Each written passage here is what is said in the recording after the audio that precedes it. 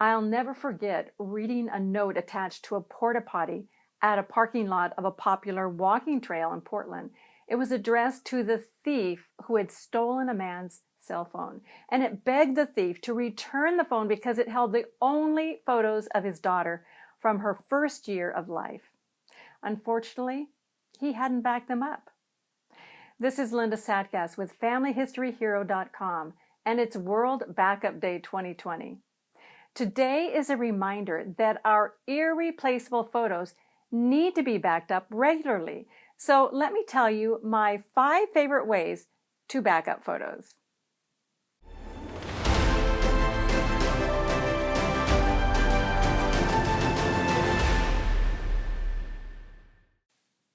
The important word for backing up is redundancy.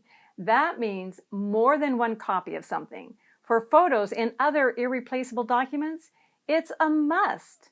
The number one way I back up my photos and create redundancy is to use one or more external drives. This will protect your digital files when your computer crashes or fails, because it's not a question of whether your computer will fail or not, but when. So keeping the only copies of your digital files on your computer is a recipe for disaster. I actually use 2 drives. I keep important documents and photos on one external drive and back them up to a second external drive. The newer solid-state drives available now are so compact and they can store so much, and I can hold them in the palm of my hand. And yet each one of these drives stores 2 terabytes of digital information. But can't a drive also fail? Oh yes, we've had drives fail in the past. That's why you back up your photos. It's unlikely that both storage places will fail at the same time. Number 2 is to back up in more than one place. It won't do me any good to have 2 external drives if I keep them both in my house and my house burns down, or a thief breaks in and steals my equipment. It doesn't happen often, but I'll bet you know someone or heard of someone in recent memory who lost everything in a house fire. Charlie and I know someone who lost their home to fire less than a year ago, and our cat Smokey, who we adopted as a refugee from the fires in California, is a constant reminder of what can happen. So having a copy is good, but having a copy in a different location is even better. We happen to have a safety deposit box at our bank that came free with our account. So we keep a 3rd external drive there and try to switch it out with a more current backup drive about once a month. You can do the same thing by keeping an external drive with copies of your photos stashed at the home of a trusted relative or a friend.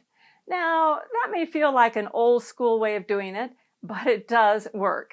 That brings me to backup option number 3, which is to keep a copy of your photos online in the cloud.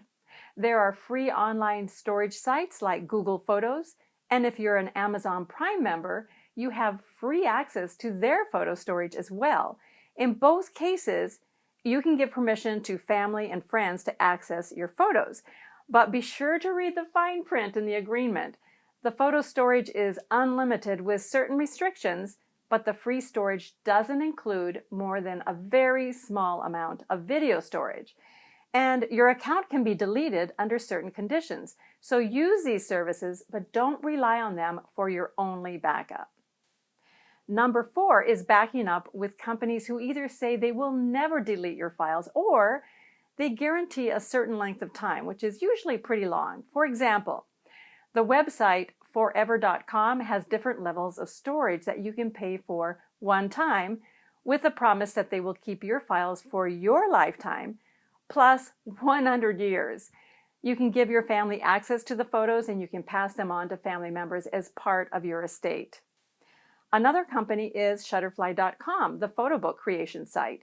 It's free to upload your photos and they say they will never delete them.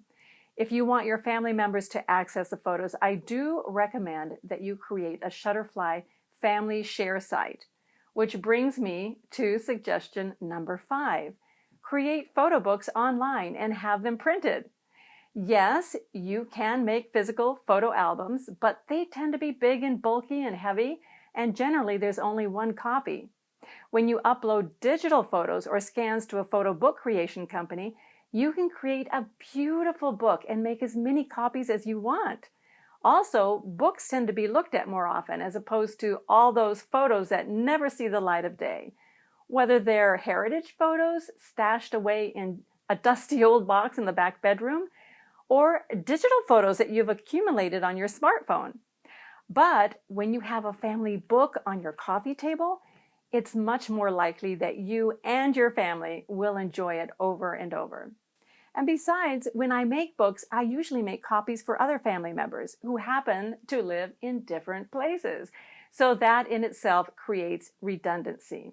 And of course, you can also reprint the book you've created online if it gets lost or damaged. So there you have 5 ways to create redundancy or multiple copies of your irreplaceable photos. I'm Linda Satgast with FamilyHistoryHero.com, where we show you how to turn boxes of photos into shareable family stories.